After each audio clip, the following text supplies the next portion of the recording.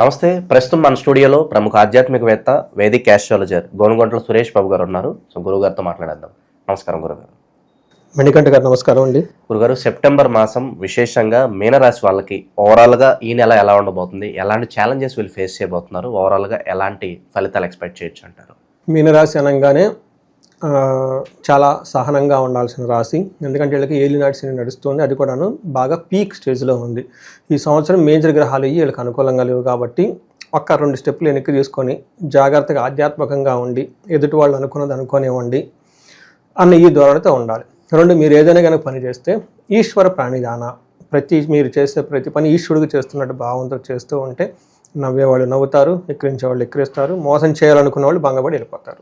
అయితే మీరు మాత్రం దేనికి రియాక్ట్ అవ్వకండి. ఎందుకంటే ఇది మీరు ఇంటర్నల్గా మీలో ఒక ట్రాన్స్ఫార్మేషన్ స్టార్ట్ అయ్యే ఒక ప్రక్రియలో ఉన్నారు వీళ్ళు. శని వీళ్ళని నెక్స్ట్ బెస్ట్ పర్సన్గా తయారు చేస్తున్నారు. మనం చిన్నప్పుడు స్కూల్కి వెళ్తాము, చాలా ఇబ్బంది పడేవాళ్ళం, ఏడ్చేవాళ్ళం, ఎప్పుడైపోతుంది అనుకునేవాళ్ళం కదండి. ఆ తర్వాత ఓన్ లైఫ్ స్టార్ట్ అయిపోతుంది.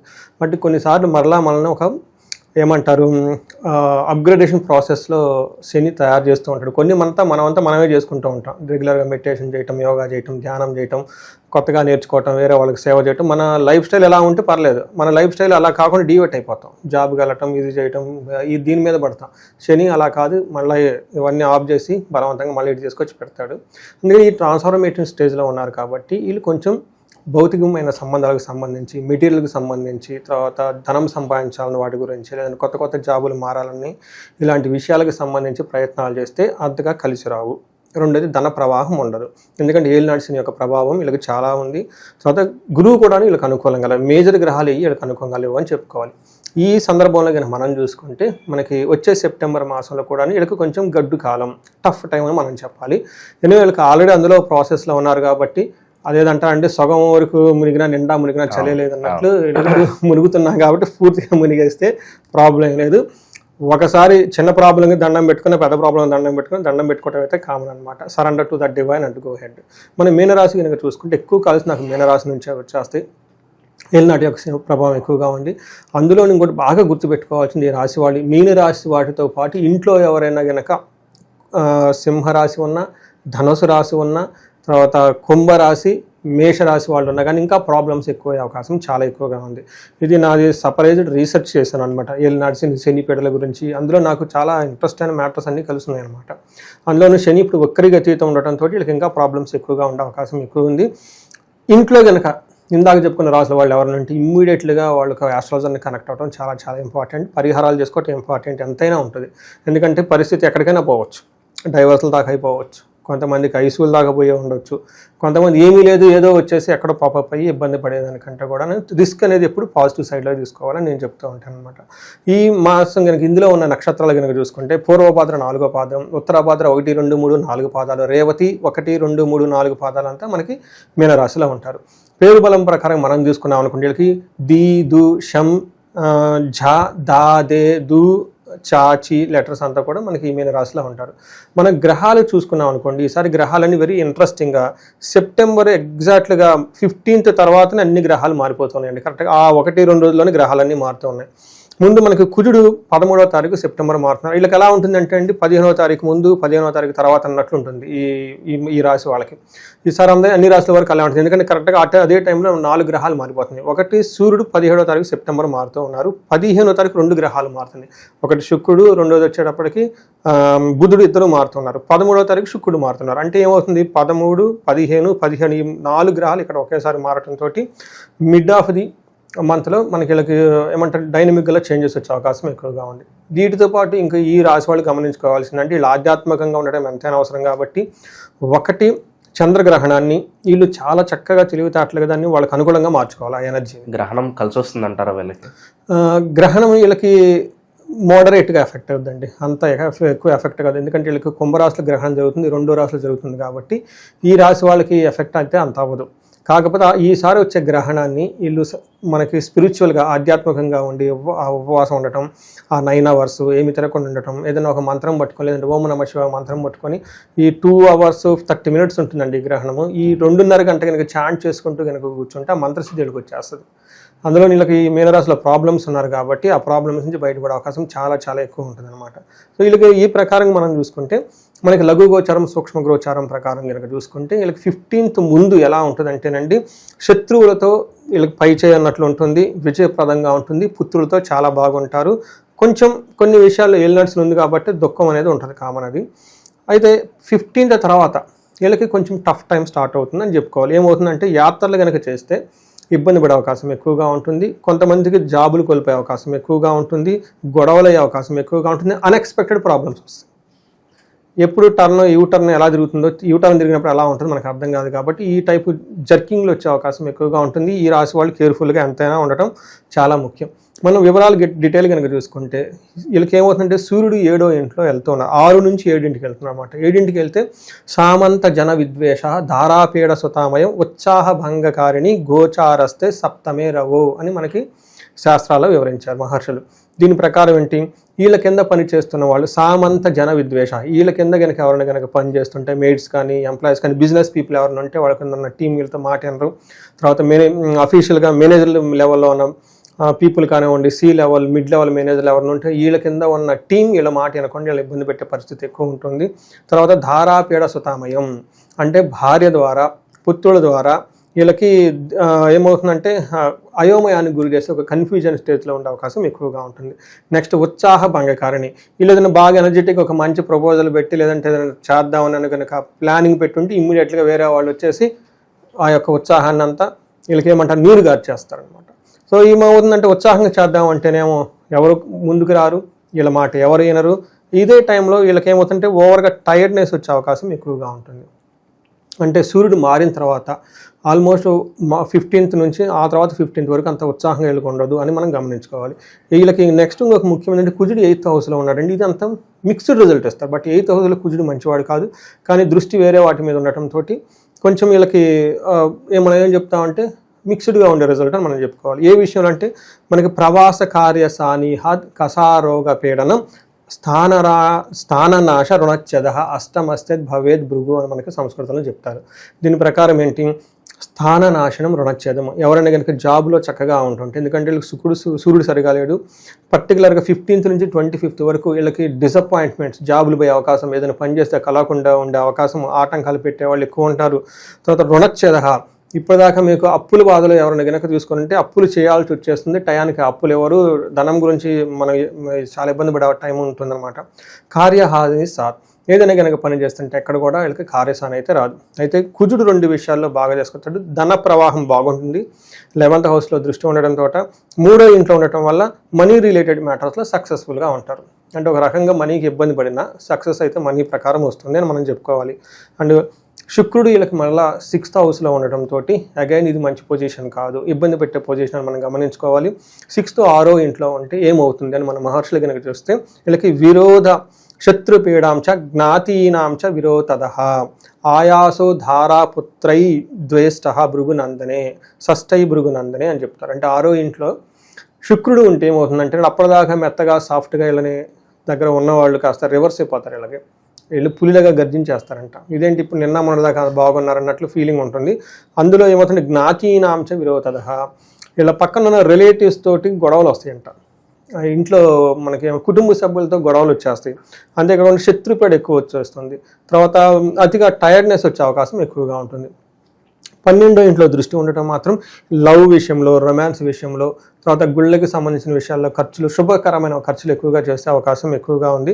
మనం కనుక చూసుకుంటే 3 గ్రహాలు ఏ గ్రహం కూడా వీళ్ళకి అనుకూలంగా లేదు కాబట్టి అందులో ఏలినాడ్సిని ఎక్కువ ఉంది. ఈ టైంలో వీళ్ళకున్న ఆప్షన్ ఒకటి చాలా ఆధ్యాత్మికంగా ఉండటం, రెండోది పోతుంది అని మనకి టెన్షన్ లేకుండా, ఎందుకంటే పోతుందేమని మళ్ళీ అప్పులు చేయటం, పోతుందేమని ఉద్దేశంతో మళ్ళీ ఇంకొక దాన్ని చేసుకోవటం ఏమవుతుందంటే ఒకటి ఇంకో దానికి కంటామినేట్ అవుతుంది. పోతుంది కాబట్టి వదిలేసేయండి చక్కగా.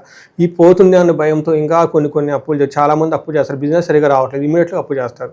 ఈ బిజినెస్ పోతుంది, అప్పులు పోతుంది, ప్రాబ్లమ్స్ అయిపోతుంది. ఎందుకంటే ఏలినాడ్సిని ఇంకా వీళ్ళకి చాలా రోజులు ఉంది కాబట్టి ఈ విధంగా వీళ్ళు చాలా కేర్ఫుల్గా తీసుకోవాలి. గురుగారు, ఇక ఈ రాశిలో ఏ నక్షత్రాల వాళ్ళు ఉంటారు, స్పెసిఫిక్గా వాళ్ళకి ఎలా ఉండబోతుంది? మనం ఇందులో పూర్వభాద్ర, ఉత్తరాభాద్ర, రేవతి నక్షత్రాల గురించి మనం చెప్పుకున్నామండి. ఇందులో మనం పూర్వభాద్ర నక్షత్రం కనుక చూసుకుంటే వీళ్ళకి 2 విషయాల్లో, ఒక్క విషయం చాలా బాగుందండి, మిగతా విషయాలు అంత సరిగా లేదు. ఫస్ట్ ఏంటంటే వీళ్ళకి దరిద్రము, అతి భయము, రోగము అని చెప్తారు. అంటే వీళ్ళకి టయానికి డబ్బులు అందవు, అతిగా భయపడే సిచ్యువేషన్స్ ఉంటుంది, హెల్త్ కాంప్లికేషన్స్ ఉంటుంది. ఒక పాజిటివ్ న్యూస్ ఏంటంటే వీళ్ళకి రాజ్య లాభము విపరీతంగా కలిసి వచ్చే అవకాశం కూడా ఉంది. ఎక్కడో ఒక చోట ప్రమోషన్స్ వచ్చే అవకాశం కూడా ఉంది. నెక్స్ట్ బంధనము, బంధించబడినట్లుండే సిచ్యువేషన్స్ ఉంటుందండి. ఇది చాలా చాలా ఇంపార్టెంట్. ఈ టైంలో యాస్ట్రాలజర్ని కలవటం, వాళ్ళ దగ్గర గైడెన్స్ తీసుకోవటం, క్లారిటీ వస్తుంది ఫ్యూచర్ గురించి. కన్ఫ్యూజన్ టు క్లారిటీ అంటారు. జ్యోతిష్యం ఎందుకు నేర్చుకోవాలంటే నిన్న ఒక ఆయన పెద్ద బిజినెస్ మ్యాన్ ఫోన్ చేసి అడిగాడు నాకు, ఏంటండి మేము ఎంతమందిని కలుస్తున్నాం ఏంటంటే, మీకు ఎక్కడైతే కన్ఫ్యూజన్ వచ్చిందో క్లారిటీ కావాలంటే ఫోన్ చేయండి. మీకు ఆల్రెడీ క్లారిటీ కావాలంటే అవసరం లేదు. అంతా బాగుంటే అసలు అవసరమే లేదు. ఎక్కడైనా లాక్ అయినట్లుంటే, ఇబ్బంది పడినట్టుంటే సిచ్యువేషన్ ఏంటో తెలుసుకోవడానికి ఎంతకాలం ఉంటుంది, ఎలా చేస్తే పోతుంది జ్యోతిష్యం. అందుకని జ్యోతిష్యం అంటారు. జ్యోతి అంటే ఏంటి, డార్క్నెస్ నుంచి లైట్ వస్తుంది కాబట్టి. ఇలా బంధించబడినట్లుండే సిచ్యువేషన్ ఎక్కువగా ఉంటుంది. అలానే నెక్స్ట్ ఉత్తరాభాద్ర నక్షత్రం కనుక చూసుకుంటే వీళ్ళకి ధన ప్రాప్తి, లాభము, రాజ్య లాభము అని 3 రకాలు ఉన్నాయి. అంటే ఒక రకంగా చూసుకుంటే వీళ్ళకి ప్రమోషన్స్ వచ్చే అవకాశం ఎక్కువగా ఉంటుంది, రాజ్య లాభం ఉంది, ధన ప్రాప్తి ఉంది, లాభం ఉంది. టోటల్గా ఓవరాల్గా లాభప్రదంగా మనదంతా ముగుస్తుందని మనం చెప్పుకోవచ్చు. వీళ్ళకి నెగిటివ్ సైడ్ మనం చూసుకుంటే వీళ్ళకి దరిద్రము, బంధనము, రోగము, భయము. సో హెల్త్ కాంప్లికేషన్, దాని ద్వారా భయపడే సిచ్యువేషను, అక్కడ నుంచి బంధించబడినట్లు ఎలా వెళ్ళాలో ముందుకు మనకు అర్థం కాని పరిస్థితి. నెక్స్ట్ వచ్చేటప్పటికి ఫైనాన్షియల్గా క్రైసిస్ ఉంటుంది. అంటే మనం ఒక రకంగా చెప్పుకోవాలంటే ఒక 40-50% బాగుంది, కొంచెం మిక్స్డ్గా ఉందని మనం చెప్పుకోవచ్చు. రేవతి నక్షత్రం వాళ్ళకి వీళ్ళకి ధన ప్రాప్తి, లాభము, రాజ్య లాభము అని మనకు 3 పాజిటివ్ సైడ్లో ఉన్నాయి. అంటే వీళ్ళకి ప్రమోషన్స్ వచ్చే అవకాశం ఎక్కువగా ఉంది, లాభప్రదంగా ఉంటుంది, ధనప్రాప్తి కూడా ఉంది. మనకి నెగిటివ్ సైడ్ నుంచి చూసుకుంటే ధనహీనత, బంధనము, భయము, రోగము చూపిస్తూ ఉంది. అంటే హెల్త్ కాంప్లికేషన్స్, తర్వాత భయపడే సిచ్యువేషను, బంధించబడినటువంటి పరిస్థితి, ధనహీనత గురించి చూపిస్తూ ఉంటుంది. ఒక రకంగా చూసుకుంటే ఇదంతా మిక్స్డ్గా ఉందని మనం తెలుసుకోవాలండి. ఈ రాశి వాళ్ళకి స్థిరాస్తులు ఏమన్నా కొనుగోలు చేయొచ్చు అంటారా? సార్, ఏలినాటి శని టైంలో స్థిరాస్తులు చక్కగా కొనవచ్చు, పెళ్ళిళ్ళు చేసుకోవచ్చు, పిల్లల్ని కనవచ్చు.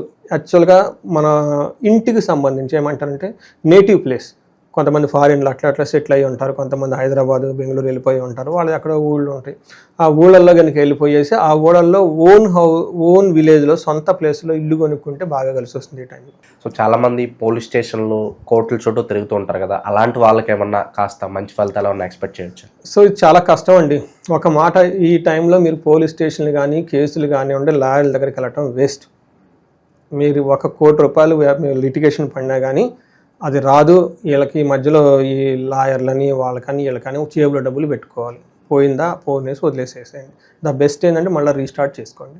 సో వ్యాపారస్తులకి ఏమైనా సూచన ఉందా చివరిగా?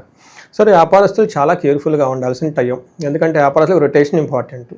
ఒక్క 10 రూపీస్ మనం సంపాదించుకున్నా కానీ ఎక్కువగా రొటేషన్ అవుతుంటే ఎక్కువ లాభం మనకు ఉంటుంది. ఎప్పుడైతే రొటేషన్ లేదో ఆ 10 రూపాయలు రావు. 10 రూపాయలు రాకపోతే కాస్ట్ ఉంటుంది కదండి, షాప్ రెంట్లు, ఎంప్లాయీస్కి, వాళ్ళకి వీళ్ళకి అవి ఆగవు కదా, అవి పే చేస్తూ ఉండాలి. అందుకని కొత్తగా బిజినెస్ చేసే వాళ్ళకైతే నో అని చెప్తాం. ఉన్న వాళ్ళు కూడా రిస్కీకి ఎక్కడన్నా ఉంటే అవన్నీ తీసేసుకొని కోడ్ కొంచెం సెంటర్లకు తగ్గేసి ఒక రకంగా ఒక మెట్టు తగ్గి సేఫ్ బిజినెస్, క్యాష్ బిజినెస్ చేసుకుంటే మంచిదండి. ఎవరైనా ఒక 3వ వ్యక్తి ఇంటర్ఫీరెన్స్ ద్వారా వైవాహిక జీవితంలో ఏమన్నా మనస్పర్ధలు, ఇబ్బందులు వచ్చే అవకాశాలు మనకు కనిపిస్తుంది. సో ఇప్పుడు ఈ రాశి వాళ్ళకైతే రాదండి. భార్యాభర్తలు ఇందాక మనం చెప్పుకున్నట్టు విధంగా వాళ్ళకి సింహరాశి ఉండి, ఇది చాలా మంచి క్వశ్చన్ అండి. యాక్చువల్గా నాకు చాలా కాల్స్ వచ్చాయి. ఓకే, వీళ్ళది మీన రాశి, ఈ ఇంట్లో వాళ్ళ మిస్సెస్ సింహరాశో, ధనుసు రాశో, లేదంటే వేరే ఇట్లా ఏలినాటి శని ప్రభావంతో ఇంట్లో ఇద్దరు ఉంటే కనుక ఇంపాక్ట్ అనేది డబుల్గా ఉంటుందండి. చాలా డబుల్ 3-4 టైమ్స్ వెళ్ళిపోతుందండి. అసలు నాకు నిన్న కాక మొన్న ఒక కాల్ వచ్చిందండి, లేడీ ఫోన్ చేశారు వాళ్ళు. సో వీళ్ళది ఒకటి మొత్తానికి మనం చెప్పుకునే రాశుల్లోనే ఈ శనికి సంబంధించి అర్ధాశ్రమ శని ఈ రాశిలో ఉన్నాయి. మీన రాశి, కుంభరాశిలో సంథింగ్ చెప్పారనమాట వాళ్ళు. ఈ ఇంట్లో సాయంత్రం పూట కలుసుకుంటారు, ఒకళ్ళదొకళ్ళు అరుచుకుంటారు, మరి వెళ్ళిపోతారు. మళ్ళీ బాధపడతారు, అయ్యో ఏంటో వరదాగా అసలు ఏం రీజన్ లేదని. చూడండి, అసలు ఎవరు నలుగురు మనసులు ఎవరికి కలవట్లేదు అక్కడ. ఇలా కలవకపోవడానికి కారణం శని అండి. ఇది ఎక్కువగా వదిలేస్తే అది ఎక్కడికైనా పోతుందండి. ఎందుకంటే ఏలినాటి శని 7 సంవత్సరాలు ఉంటారు కదా, ఇంట్లో దాఖలు గొడవ అయితే బయట న్యాచురల్గా వెళ్ళిపోతారండి. ఆడవాళ్ళైనా మగవాళ్ళైనా వెళ్ళిపోతారు, ఒక థాట్ ఉంటుంది కదా. అందుకని దీనికి పరిహారాలు చేసుకోవటం ఒకటి చాలా ఈజీ. ఒక హోమం ఇంటి మొత్తాన్ని కేర్ తీసుకుంటుంది, లేదంటే జపాలు చేయించుకోవచ్చు. ఇలా కనుక తీసుకుంటే ఏమవుతుందంటే దానికి ఇంటెన్సిటీ తగ్గుతుందండి. రాత్రి మళ్ళీ ఒక కాలు సేమ్ ఆయన కూడా, ఏమండి ఇన్ని జపాలు ఏంటో, ఈ నూనె పోస్తే మాకు ఇదంతా పోతుందా, కొంతమంది అడుగుతూ ఉంటారనమాట. ఎందుకంటే మహర్షులు చెప్పారు కాబట్టి సరెండర్, దాంట్లో ఏదో ఉంటుంది లాజిక్, మనకు తెలియదు కదా, ప్రతిదాన్ని మనం ఎక్స్ప్లెయిన్ చేయడం అవసరం లేదు కదా. అందుకని మీరు ఏది చేసినా కలిసి రానప్పుడు సరెండర్ టు సంబడి అండి, సరెండర్ టు ద డివైన్, అంతే కదా. మనం డివైన్కి సరెండర్ అవ్వమన్నా కానీ వేరే పఠించేయం లేదు కదండి. ఈ పరిహారాలు చేసుకుంటే బాగుంటుంది. సార్ సెప్టెంబర్ మాసం అంటేనే మనకు చాలా వరకు అబ్రాడ్ వెళ్ళి మాస్టర్స్ చేయాలని ఆ ఉద్దేశంతో ఉంటారు. వాళ్ళకి ఏదైనా జాగ్రత్తలు చెప్తారు ఈ రాశి వాళ్ళకి ఏదైనా? కుజుడు 8వ ఇంట్లో 15వ తారీఖు వెళ్తున్నాడండి. కుజుడు 8వ ఇంట్లో ఉంటే పరవాసం, ఫారిన్ని ప్రమోట్ చేస్తుంది. సో ఒక రకంగా వీళ్ళకి అనుకూలంగా ఉందని మనం చెప్పుకోవాలి. ఇక విశేషంగా ఎలాంటి పరిహారాలు చేసుకోవడం ద్వారా మీన రాశి వాళ్ళకి బాగుంటుందంటారు? ఏళ్ళనాటి శనిలో ఉన్నారు, సో దీనికి తగ్గట్టుగా ఏదన్నా పరిహారాలు ఏదన్నా ఉంటే? అసలు పరిహారాలు ఒకటి వాళ్ళంతా వాళ్ళు చేసుకున్నాయండి. మన ఇద్దరం కలిసి ఒక వీడియో చేసాము. ఈ మనకి ఉగాది రాశి ఫలాల్లో చాలా క్లీన్గా చెప్పుకున్నాం. అది వాళ్ళంతా వాళ్ళు చేసుకోవచ్చు. బట్ తీవ్రత ఎక్కువగా ఉన్నప్పుడు వాళ్ళు వేరే వాళ్ళని ఎక్స్పర్ట్ని అప్రోచ్ అవ్వాలి కదా. అప్పుడు వాళ్ళు ఏం చేయాలంటే శని గ్రహానికి జపం చేయించుకోవాలి. తర్వాత జపాలు, తర్వాత నువ్వుల నూనెతో శివలింగానికి అభిషేకం ఇవన్నీ చేయించుకోవాలి. అది వాళ్ళు చేయటం కష్టం అవుతుంది, బట్ తెలిసిన వాళ్ళ ద్వారా ఎక్స్పర్ట్ ద్వారా తెలుసుకోవాలి. రెండోది, ఏలినాటి శని నుంచి పని త్వరగా కావడానికి మీరు ఫారిన్ వెళ్ళటానికి కానివ్వండి, వీళ్ళకి మన్యు పాశుపత అభిషేకం చేసుకోవాలి. వీటితో పాటు మనకు వచ్చే పండగలు వస్తున్నాయి. మనకి ఇందాక నేను చెప్పుకున్న గ్రహణం ఉంది. ఆ తర్వాత 8th నుంచి పితృపక్షాలు వస్తున్నాయి. 15 days పితృదేవతలు ఈజీగా ధనం ఇచ్చేస్తారు. పిల్లవాడు చదువుకోవట్లేదా, పితృపక్షాలు చేయండి. పిల్లలకి పెద్దవాళ్ళు చూడలేదా, పితృపక్షాలు చేయండి. పెళ్లి కావట్లేదా, పితృపక్షాలు. పూర్వీకుల యొక్క శాపం ఎక్కడో వీళ్ళు తగులుతుంది కాబట్టి అంతగా కలిసి రావట్లేదు అంటారు. అంతేనండి. అసలు పితృపక్షాలు అనగానే చనిపోయిన వాళ్ళకి శ్రద్ధలు పెడతారు, ఒక నెగిటివ్గా చూస్తారు కాబట్టి చూస్తారండి. బట్ పితృపక్షాన్ని కరెక్ట్గా కనుక పట్టుకుంటే సంపదలు వచ్చి రావడానికి కీ ఎక్కడి నుంచి ఓపెన్ అవుతుంది. మనకి సంపద సృష్టించడానికి ఒక కీ ఉంటుంది కదండి, డోర్ క్లోజ్ చేసి లాక్ వేసి ఆ లాక్ ఓపెన్ కావాలంటే పితృపక్షాలు పట్టుకోవాలి. ఆ తర్వాత మనం లోనికి వెళ్ళిపోతాం అనుకోండి. ఎందుకంటే పితృలు మనం కట్ చేసేస్తారు, ఇక్కడ ఆపేస్తారు దాన్ని, ఆ ముందుకు పోనీయకుండా. ఈ రాశి వాళ్ళు ఖచ్చితంగా చేసుకోవాల్సిన అయితే ఉంది.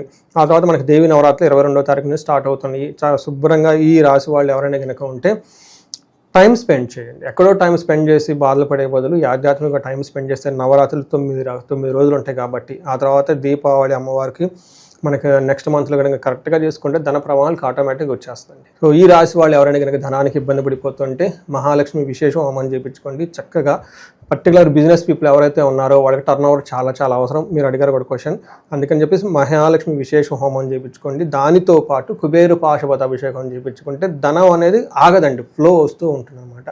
భార్యాభర్తలు ఎవరైనా కనుక ప్రాబ్లమాటిక్గా ఉంటే ఇద్దరు జాతకాలు ఫస్ట్ చూపించుకోండి. నెక్స్ట్ ఇమ్మీడియట్గా వాళ్ళకి ఏం చేసుకోవాలంటే అన్యోన్య దాంపత్య పాశుపత అభిషేకము, లేదంటే ఇంకా కొంతమంది డైవర్స్లు అయిపోయి ఇబ్బందులు పడి విడాకులు కాకుండా ప్రాబ్లమ్స్లో ఉన్న వాళ్ళు ఉంటారు. వీళ్ళు వచ్చేటప్పుడు చండీ హోమము, చండీ పారాయణం చేయించుకుంటే వీళ్ళకి ఇంకా ఇండివిజువల్ వాళ్ళ జాతకం కనుక చూసుకొని ఒకవేళ గ్రహాలు ఏమైనా రాహుకేతుల దోషాలు కానీ, కుజు దోషం కానీ, లేదంటే ఏదైనా కనుక దోషాలు ఉంటే ఇవన్నీ ఒకసారి చెక్ చేయించుకొని వాళ్ళకి సమస్య తీవ్రతను బట్టి మనం పరిహారాలు చేస్తే చాలా బాగుంటుందండి. సో మనకి శాస్త్రాలలోనూ, వేదాలలోనూ, పురాణాల్లోనూ, తంత్రజ్ఞానంలోనూ ఎన్నో రహస్యాలు మనకు అక్కడ పెట్టున్నారండి. ఎవరు బాధపడకూడదు. ఎవరు ఏ బాధపడినా ఇమ్మీడియట్గా తెలుసుకొని తదనుగుణంగా పరిహారాలు చేయించుకుంటే లైఫ్ అంతా చక్కగా ముందుకెళ్ళిపోవచ్చండి. ఓవరాల్గా మీనరాశి వారి పరిస్థితి ఈ మాసం ఏ విధంగా ఉండబోతుందో మీ మాటల్లో చాలా బాగా వివరించారు. ధన్యవాదాలు. ధన్యవాదాలండి.